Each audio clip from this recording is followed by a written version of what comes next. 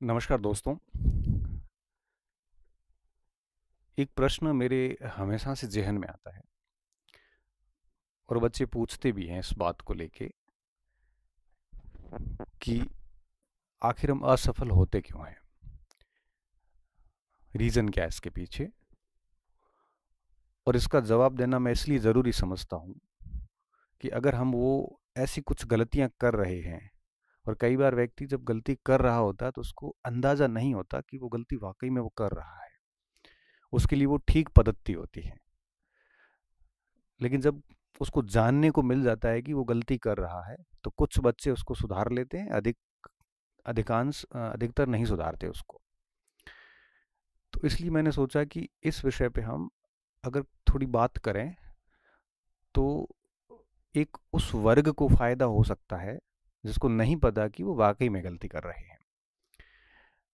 अब ये वीडियो उन स्टूडेंट्स के लिए नहीं है जो बहुत मैच्योर स्टूडेंट हैं, जो लग चुके स्टूडेंट हैं, या फिर ऐसे स्टूडेंट जिनको ज़रूरत नहीं है, बहुत उनके अनुसार वो सही पद्धति से चल रहे हैं और उनको ठीक-ठीक सफलताएँ मिल रही हैं। ये सत्र उन विद्यार्थियों के लिए है जो इस फील्ड में नए हैं या बार-बार असफलता को देख रहे हैं। बहुत मेहनत करने के बावजूद, मेरे शब्द को गौर करना, बहुत मेहनत करने के बाद भी अगर असफल हो रहे हैं तो कुछ कमियाँ हो सकती हैं। अब आप यहाँ पे ये कह सकते हैं कि सर 50 सीट होती हैं, 1000 सीट होती हैं, 50,000 लोग होते हैं, लाख लोग होते हैं। तो पास तो वही 100-500 सीट है वो होंगे, बाकी तो असफल ही होने हैं। ठीक बात है आपकी, बट इस चीज़ को मैं बिल्कुल अस्वीकार करता हूँ। मैं कारणों पे आऊँ उससे पहले मैं इस बात को अस्वीकार कर रहा हूँ विद तथ्य कि देखो, हम ये नहीं कह सकते कि 500 पद है तो बाकी सारे असफल ही होंगे। होता क्या है कि योजना बनाने वालों की जो तादाद होती है उनकी संख्या हमेशा अधिक होती है। हालांकि ऊपर शब्द अलग लिखे हुए, मैं मेरा अलग बता रहा हूँ। उसके बाद में कुछ ऐसे लोग होते हैं, योजना बनाने के बाद में फिर उसको योजना लागू करने से पहले टालने वालों का एक बहुत बड़ा वर्ग होता है कि आज नहीं कल करेंगे, परसों से करेंगे, इसको एग्जीक्यूट कल नहीं करेंगे, आगे करेंगे। ऐसे करते करते कल तो कभी आता नहीं है। कुछ उनमें से कुछ ऐसे होते हैं जो जो योजना बनाई है उसको लागू करने का काम शुरू कर देते हैं, और कुछ ऐसे होते हैं जो बीच में ही छोड़ देते हैं। लास्ट में एक आध बचता है जो अंत तक लगा रहता है। तो होता क्या है कि जितनी सीट होती है, और आप कहते हो ना बहुत ज़्यादा फेल हो जाते हैं, कारण मैं ये मानता हूँ कि अगर कोई ईमानदारी से मेहनत करता है, जो आज मैं कुछ बातें बताऊंगा वैसी कोई गलती नहीं कर रहा है, तो पॉसिबल है कि एक आधी परीक्षा में नहीं भी हो। और असफल सब हुए, हम भी हुए हैं। मैं वरिष्ठ अध्यापक में भी फेल हुआ था, वापस बना। मैं फर्स्ट ग्रेड में भी फेल हुआ था, मैं वापस बना और बहुत अच्छी रैंक से बना। आरएस में भी मैं फेल हुआ था, फिर उसके बाद एक ठीक रैंक निकली। हर परीक्षा में हुआ हूँ। लगभग मुझे लगता है कि जितनी परीक्षाओं में पास हुआ हूँ उससे 5 गुना अधिक परीक्षाओं में मैं असफल हुआ हूँ। मैं मेरी बात कर रहा हूँ। और मुझे यूँ लगता है कि ऐसा कोई स्टूडेंट नहीं होगा जो असफल नहीं हुआ हो। ठीक है, कुछ अपवाद होते हैं जो डायरेक्ट फ्रेशर होते हैं और पहली अटेम्प्ट में नौकरी लग जाती है, तो उनका वो भाग्य अच्छा था कि पहले में लग गए। अगर नहीं लगे होते तो 5-7 बार वो भी असफल बाद में हो जाते विभिन्न परीक्षाओं में। तो अब ये नहीं सोचना चाहिए कि भाई हज़ारों बैठे हैं तो 100-200 लेंगे। वो 100-200 कौन से होंगे? वो आप भी तो हो सकते हो। भाई 10 लाख में से अगर 5 लेने हैं तो 5 लेने तो 10 लाख में से हैं, वो 5 आप भी हो सकते हो। होता क्या है कि हमारा माइंडसेट नेगेटिव ज़्यादा जाता है। एक होल भरा हुआ हो, और अगर कहें कि इसमें एक व्यक्ति को यहाँ से डिटेन करना है, एक व्यक्ति को यहाँ से उठाना है, उसकी अगर उसकी हत्या करनी है, जैसा कुछ हो, ऐसा कि वही उसको यहाँ से उसको ले जाना हो कोई गलत चीज़ के लिए, और कौन सा वो व्यक्ति हो सकता है, तब हमारा दिमाग सीधा यही आता है कि यार ये मेरे को ही मारेंगे। लेकिन जब ये कहा जाए कि इनमें से एक व्यक्ति को सेलेक्ट करके अच्छी जगह ले जाना, तब दिमाग में आता है कि अपना इसमें मुश्किल ही है भाई। क्यों? क्योंकि हमें लगने लगता है कि हमारा नहीं हो सकता। देखो, 500 सीट होती है या 100 सीट होती है, तो वो 100 में से कोई भी आ सकता है, आप भी तो आ सकते हो। इसलिए हमें पहली चीज़ तो इस माइंडसेट को हमेशा क्लियर रखना चाहिए कि भाई 500 सीट या 100 सीट है तो कैसे होगा। देखो, ढंग से तैयारी करेंगे तो निश्चित तौर पे हो सकता है। और अगर फिर भी ये माइंडसेट आपका क्लियर नहीं हो रहा है, तो आपको तैयारी सच में नहीं करनी चाहिए, क्योंकि इतिहास का ऐसा कभी दौर नहीं आया जिसमें प्रतियोगिता या प्रतिस्पर्धा नहीं रही हो। कंपटीशन हर जगह रहा था। राजतंत्रों में भी कंपटीशन था राजा बनने का, ब्रिटिश काल में भी कंपटीशन रहा, आज़ादी के बाद कंपटीशन चल ही रहा है। कहाँ पे नहीं होगा? आगे भी जो जो क्षेत्र में जाओगे, बिजनेस में जाओगे ना, तब भी गजब कंपटीशन है। आप कोचिंग खोल के सोच रहे हो पढ़ाएंगे, तो वहाँ ज़बरदस्त कंपटीशन है। वहाँ आपको गिराने वाले लोगों की संख्या बहुत अधिक है। लोग ऐसे गजब पीछे पड़ जाते हैं, हमसे पूछना आप, कि जीना हराम कर देते हैं आपका। तो कंपटीशन कहाँ नहीं है? आप कहाँ जाओगे आखिर? और कोई भी परीक्षाएं देंगे, ये संख्या बढ़ती जाएगी, तो आपको माइंड सेट ही क्लियर करना पड़ेगा कि भाई मेहनत करेंगे ढंग से। ढंग से मतलब ये है कि क्या कमियां रहती है वो अपन आगे बात करेंगे।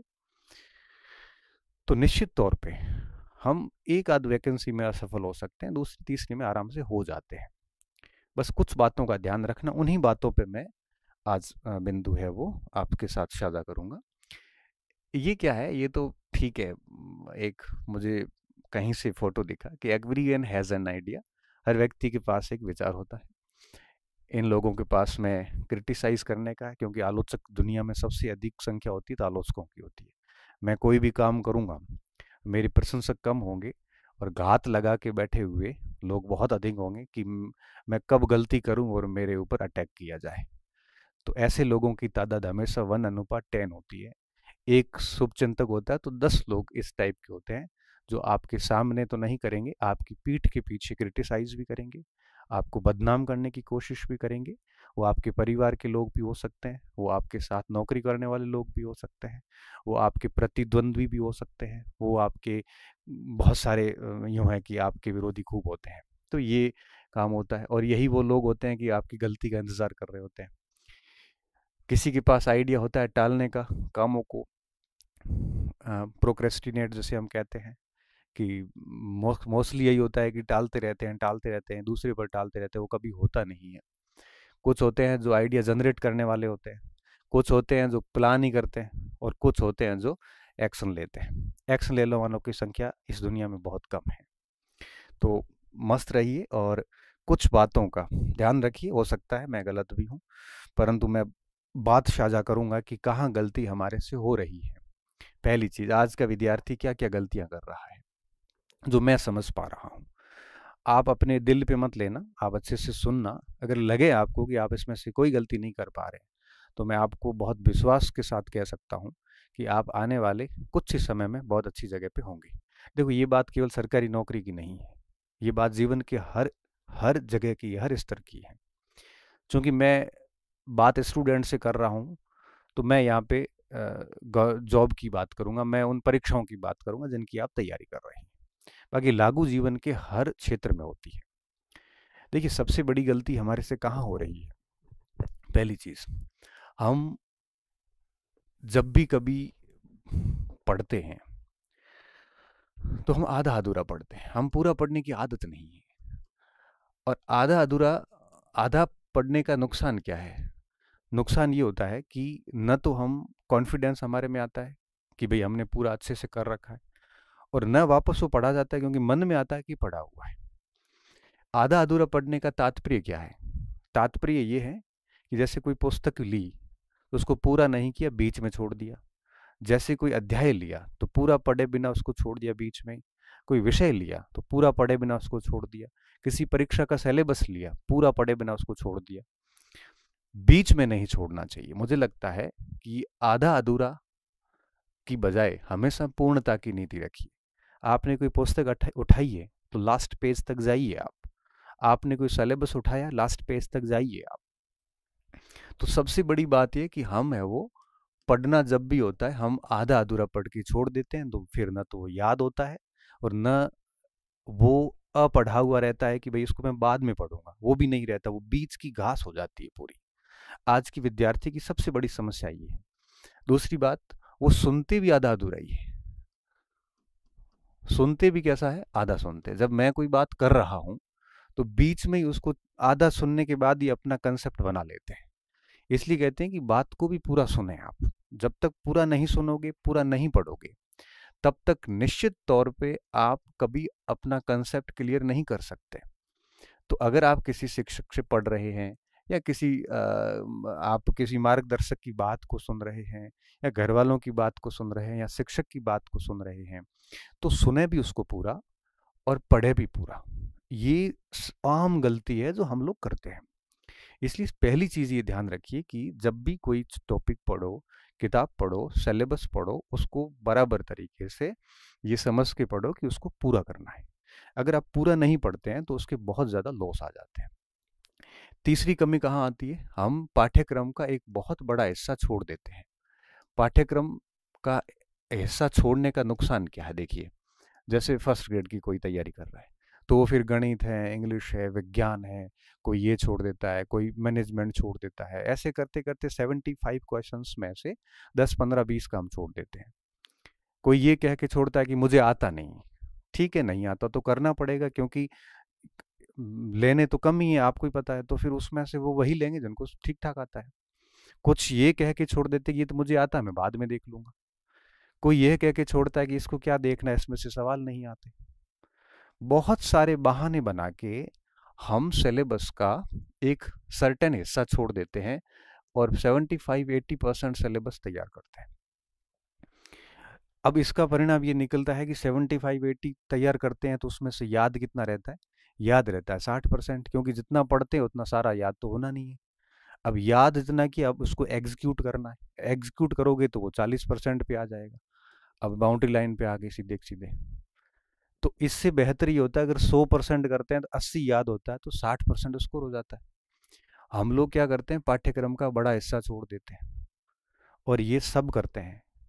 ये एक दौर था 2020 तक चल जाता था, क्योंकि उस समय सब लोग छोड़ते थे।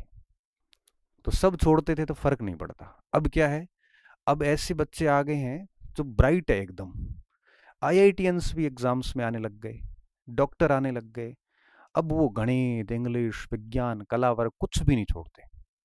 सिलेबस का अच्छा सा हिस्सा देख के जाते हैं, और जो चीजें वो देख के जाते हैं वो ढंग से देख के जाते हैं। तो इसलिए कहते हैं कि पाठ्यक्रम के हिस्से अगर अब आप छोड़ोगे किसी भी बहाने से, तो वो डेफिनेटली आपकी असफलता का कारण बनेगा। और मुझे ये लगता है कि पाठ्यक्रम का कोई भी हिस्सा परीक्षा से 1 महीने पहले तक रिवीजन किए हुए बिना रहना नहीं चाहिए। एक बार उसको ठीक से पूरा रिवीजन किसी ने कर लिया तो निश्चित तौर पे कॉन्फिडेंस भी बिल्ड होता है, और एग्जाम हॉल में अच्छी एक्यूरेसी आ जाती है, गलतियां बहुत कम हो जाती हैं। तो ये पढ़ा पाठ्यक्रम का हिस्सा जो है, ये छोड़ने की जो हमारी आदत बनी हुई है, ये हमें सुधारनी पड़ेगी आज नहीं तो कल, अन्यथा वही रिजल्ट रिपीट होने वाले हैं। और हम क्या गलती करते हैं? और हम ये गलती करते हैं कि जैसे किसी ने लाइब्रेरी ज्वाइन करी, ठीक बात है, या कोई रूम पे ही पढ़ रहा है, दोनों जो भी जहाँ कोई पढ़ रहा है। अब जनरली मैं लाइब्रेरी की बात क्यों कर रहा हूँ? यहाँ पे किसी ने जैसे 6-6 घंटे की 2 शिफ्ट ज्वाइन कर रही है, 12 घंटे की। अब 12 घंटे की शिफ्ट ज्वाइन कर ली, 12 घंटे बैठा भली है, क्वालिटी ऑफ जो टाइम है स्टडी का उसका, वो 3-4 घंटे का है। अब 3-4 घंटे ही आप पढ़ रहे हो, भले लाइब्रेरी 8 घंटे आपने लाइब्रेरी ले ली, फिर 3-4 घंटे पढ़ रहे हो, बाकी टाइम क्या हो रहा है? बाकी टाइम भले आप वीडियो डाउनलोड करके देख रहे हो, चाहे आप रील्स में फंसे हुए हो, चाहे आप दोस्तों से गॉसिप्स कर रहे हो, चाहे आप कट ऑफ की चर्चाएं कर रहे हो, कहीं आप किसी दूसरे शिक्षकों की चर्चाएं कर रहे हो, या कुछ नई कहानियां वहां गढ़ रहे हो। आप नई कहानियों से मेरा तात्पर्य, जो मैं कहना चाह रहा हूँ, आप अच्छे से समझते हो। तो तो अब आप सोचिए कि 8 घंटे की लाइब्रेरी में क्यों फॉर्मेलिटी कर रहे हो आप? ठीक है, 1 घंटा, 1.5 घंटा 1.5 घंटा पढ़ लिया, 5-7 मिनट घूम के आ गए, आधा घंटा घूम के आ गए, फिर 1.5-2 घंटे फिर एक शिफ्ट लगा ली। तो 8 घंटे की लाइब्रेरी में एटलीस्ट 5-6 घंटे तो पढ़ाई हो आपकी। मैंने देखा है कि 8-8 घंटे हम ज्वाइन भले कर लेते हैं। मैं ये बात सभी स्टूडेंट पे लागू नहीं है, मैं कह रहा हूँ ना। मैंने मैंने आपको बताया कि मैं जो कारण बता रहा हूँ, इनमें से आप जो गलती कर रहे हैं उनमें से होगा, हो सकता है एक आधा कारण हो, किसी के 2 कारण होंगे, किसी के ये कारण भी होगा, किसी के ये कारण भी होगा। कई बच्चे वाकई में 12 घंटे की लाइब्रेरी ज्वाइन करके 7-8 घंटे क्वालिटी टाइम पढ़ रहे हैं, बट वो यहाँ कहीं गलती कर रहे हैं। तो ये गलती, कमियां जो है, ये आपकी सभी पर लागू नहीं होती है, किसी न किसी पर कोई न कोई कमी लागू होती आ रही है। इसलिए आप ये मत कहना सर मैं तो लाइब्रेरी में पूरा पूरा बैठता हूँ, पूरा टाइम पढ़ता हूँ, फिर भी फेल हो रहा हूँ। तो बेटा तुम ये गलती कर रहा होगा, ये नहीं कर रहा तो ये कर रहा होगा, 3-4 और बता रहा हूँ नीचे। तो ज़रूरी नहीं कि सब यही गलती कर रहे हैं। तो ये भी ये गलती है। अगर आप वहाँ जा रहे हो तो क्वालिटी ऑफ टाइम जो स्टडी का है वो एटलीस्ट 70-80% तो हो। भाई 10 घंटे पढ़ने जा रहे हैं तो 6-7-8 घंटे तो बढ़िया पढ़ो।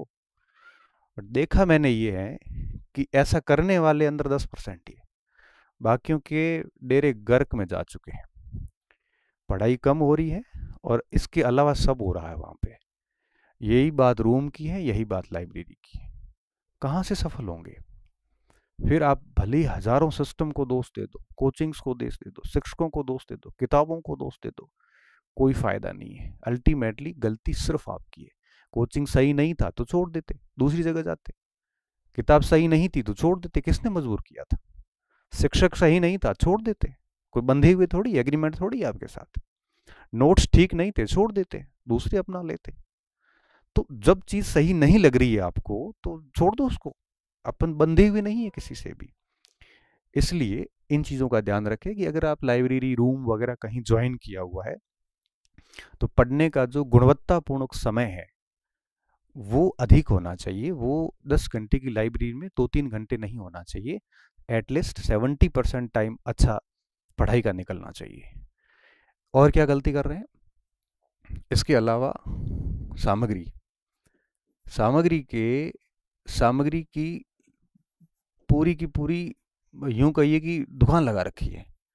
एक एक पार्ट के लिए 5-5 4-4 किताबें लगा रखी है। आज मैंने बताई वो लेके आई, कल किसी और ने बताई वो भी लेके आ गए। कोई मतलब नहीं। मैं ये कहता हूँ कि हर पार्ट के लिए एक पुस्तक एक ही होनी चाहिए। भले वो गाइड हो, नोट्स हो, बुक्स हो, जो भी आपके पास हो, बस उसी को बार बार घुमाइए आप। ठीक है, किसी के पास नई सामग्री है तो सवाल सब में बराबर ही आते हैं। ले दे के लास्ट में सारे शिक्षक, सारी गाइड्स, सारे नोट्स, सारी कोचिंग 80-90% पे दावा करती हुई दिखेगी आपको। और दावा कोई हवा में तो करता नहीं, आए हुए होंगे डेफिनेटली।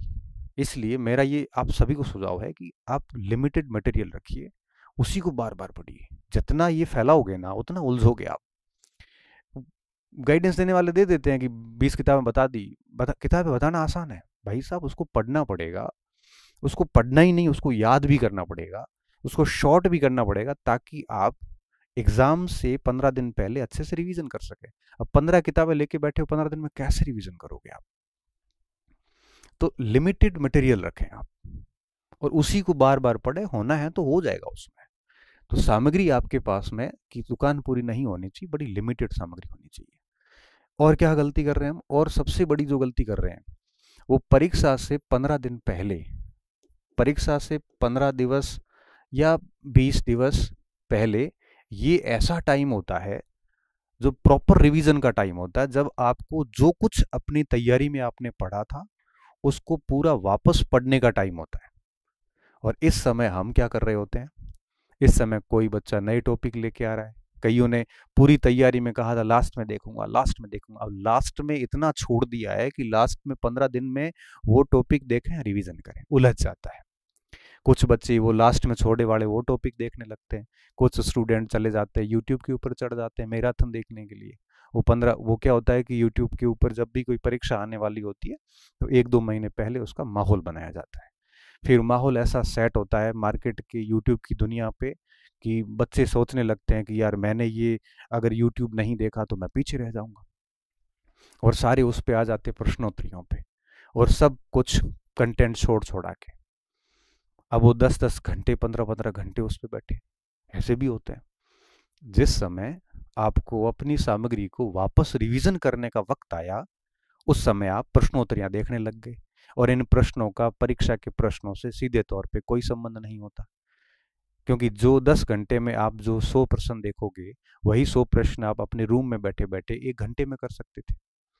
क्योंकि एग्जाम टाइम में एक दिन जो होता है ना, वो एक दिन में व्यक्ति इतना पढ़ता सच में कि सामान्य दिनों में व्यक्ति 10 दिनों में नहीं पढ़ता। इतना फास्ट काम करता उसका मस्तिष्क। तब आप सोचिए कि लास्ट 15 दिन सब कुछ बंद करके गायब होने का समय होता है, उस समय आप ये काम कर रहे होते हैं। ये फेल होने के लक्षण ही और क्या है? जब किताबों में सिर नीचे झुके होने चाहिए, वहाँ स्क्रीन पे पढ़े हैं और देखी हुई चीज़ें याद नहीं होती है। वो ही चीज़ें वापस पढ़िए जो सारी तैयारी के दौरान आपने पढ़ी थी। आप एग्ज़ाम के एटलीस्ट 1 महीना पहले ये सोशल मीडिया की प्रश्नोत्तरी या यूट्यूब की वीडियोज़ वगैरह सब बंद कर देने चाहिए। और सिर्फ 1 महीना लास्ट के अंदर पूरा कुछ आपको रिवीजन करना चाहिए। कई सारे बच्चे यहाँ गलती करते हैं, मैंने देखा है।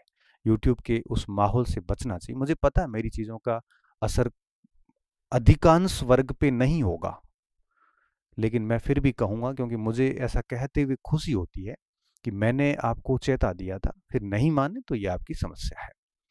मुझे ये नहीं लगेगा कि मुझे आते हुए भी मैं नहीं बता पाया। मुझे पता है मेरे इन बोलने से मुझे कितने खतरे हैं। ये जो कुछ भी ये लोग करते हैं, वो सारे विरोधी हो जाते हैं। उनको लगता है कि मेरे को टारगेट कर रहा है, वो कह रहा है मेरे को टारगेट कर रहा है, जबकि मैं किसी को टारगेट नहीं कर रहा हूँ। मैं ये कह रहा हूँ, मैं सिर्फ स्टूडेंट को टारगेट करके बात कर रहा हूँ कि एटलीस्ट इन चीज़ों से बचें। करने वाले कर रहे हैं, मेहनत करते हैं, बहुत मेहनत करते हैं, मैं उनकी मेहनत को हैट्स ऑफ कहता हूँ। बट आपको समझदार बनना पड़ेगा। कोई आपको ज़बरदस्ती अपने मैराथन में ऑनलाइन लाइव नहीं करता है, आप खुद जाते ही क्यों भाई। ये रिवीजन का टाइम है, इस समय आप अगर यूट्यूब वीडियो पे चढ़ोगे तो निश्चित तौर पे वही परिणाम मिलेंगे जो आपको मिल रहे हैं। और कहाँ गलती होती है, और कहाँ गलती होती है, टेस्ट सीरीज में। ये टेस्ट सीरीज का कल्चर नहीं था पहले, ये अब आया है। हमारे टाइम में ऐसी कोई टेस्ट सीरीज नहीं होती थी। ठीक है, देनी चाहिए, मैं मना नहीं करूँगा, क्योंकि मैं कहूँगा कि नहीं देनी है तब आप रुकोगे नहीं, मैं कहूँगा कि देनी है तो भी आप दोगे नहीं। बट जो भी टेस्ट सीरीज देते हो, मुझे लगता है इसमें बहुत ईमानदारी रखी। लड़के इसमें भी नकल करते हैं, लड़के लड़कियां सारे। अब इसमें क्या नकल करनी है। इसमें नकल हम इसलिए कर रहे होते हैं ताकि आसपास के लोगों में अपनी रेपुटेशन बनी रहे कि मेरी अच्छी रैंक आ रही। भाई ये रेपुटेशन कोई काम की नहीं है, ये ध्वस्त हो जाएगी एग्जाम हॉल के अंदर, और फिर लोग हंसेंगे आपके ऊपर। इसमें आपका एक, जो कहते हैं ना कि एक वास्तविक मूल्यांकन, वो कभी नहीं हो पाएगा अगर आप टेस्ट सीरीज के टेस्ट में भी नकल करते हैं। तो बेहतर होगा कि टेस्ट सीरीज अगर देते हैं तो बड़ी ईमानदारी से दें। परीक्षा हॉल में ऐसे टेस्ट सीरीज में ऐसे बैठे जैसे परीक्षा हॉल में बैठे। एटलीस्ट इन गलतियों से बचें आप, क्योंकि हम टेस्ट लेते हैं, हमें पता है कि बच्चे क्या कर रहे होते हैं। सिर्फ दुनिया को दिखाने के लिए, अच्छी रैंक लाने के लिए नकल करने बैठ जाते हैं। अब आप ये मत कहना सर मैं नहीं करता हूँ, मैं कह रहा हूँ आप नहीं करते होंगे, लेकिन बहुत सारे ये भी करते हैं। इससे कभी भी उसका आत्मिक मूल्यांकन वास्तविक रूप से हो नहीं पाता, और परिणाम ये निकलता है कि उसको अपनी कमियों के बारे में पता ही नहीं होता है कि वो कहाँ गलती कर रहा है। इसके अलावा टेस्ट सीरीज के अंदर कई जगह बुकलेट दे दी जाती है, बहुत सारी संस्थाएं बुकलेट देती है और वो उसी अपने कंटेंट से टेस्ट बनाती है। तो ठीक है ना, कोई बात नहीं, उन्होंने वो अपना उनका कंसेप्ट है। एटलीस्ट आपको समझदार होना पड़ेगा कि आपको अपना मटेरियल पढ़ना है या बुकलेट पढ़नी है। और दोनों के बीच में फंसे हुए हो तो लास्ट में क्या होगा कि आप उसको रिवीजन नहीं कर पाओगे। और डबल माइंड होते ही आप मुझे मैसेज करते हो कि सर अब मेरे पास मैं ये पढ़ूं कि वो पढ़ूं। भाई ये तो आपको सोचना चाहिए था पहले। अब वो ये नहीं पढ़ते हैं तो रैंक नहीं आती है, अब रैंक नहीं आती है तो डीमोटिवेट हो जाते हैं। अब ऐसा बच्चा कह रहे हैं, अगर खुद का मटेरियल नहीं पढ़ता हूँ, ये पढ़ता हूँ तो रैंक अच्छी आती, लेकिन खुद का मटेरियल छूट रहा है। जो कि पिछले 1 साल से पढ़ते आ रहे थे वो छोड़ दिया, अब नया पकड़ा हुआ है, बताओ। ऐसे मूर्ख लोगों को, ऐसे नासमझ अपरिपक्व लोगों का कोई स्थान नहीं है कंपटीशन में सफलता हासिल करने का।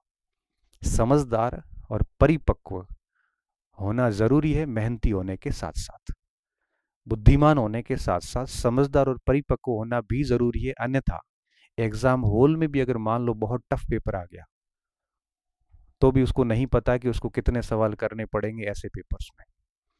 पॉलिटिकल साइंस का पेपर आया अभी, 6 बच्चे पास हुए, हालांकि हमने उसमें आरपीएससी को गलत माना है, और सच में मुझे लगता है कि बहुत गलत तरीके से, बड़ा स्तरहीन और बेहद ही बेहुदा तथ्यों वाला पेपर बनाया गया।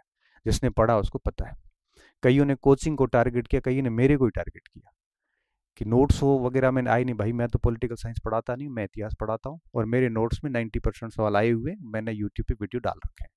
मैं पॉलिटिकल की बात इसलिए कर रहा हूँ कि 3-3 साल से बच्चे मेहनत करने के बावजूद भी अगर वो उसमें उनके कंटेंट से 45-50 प्रश्न ही आ रहे हैं तो दोष बच्चों का नहीं है। ऐसा नहीं पूरे राजस्थान के पॉलिटिकल साइंस के बच्चे अयोग्य हो गए हैं। जिसने यूजीसी ने जिसको जेआरएफ दिया है, अगर वो बच्चा भी 40% नहीं ला पा रहा है तो डेफिनेटली उसमें कहीं न कहीं पेपर सेटर की मानसिकता का दोष है। क्योंकि पेपर जब बनते हैं तो साइकोलॉजिकली ध्यान रखना पड़ता है, उसमें तथ्यात्मक, अवधारणात्मक, मध्यम लेवल सारी चीज़ों का मिश्र करके लेना पड़ता है।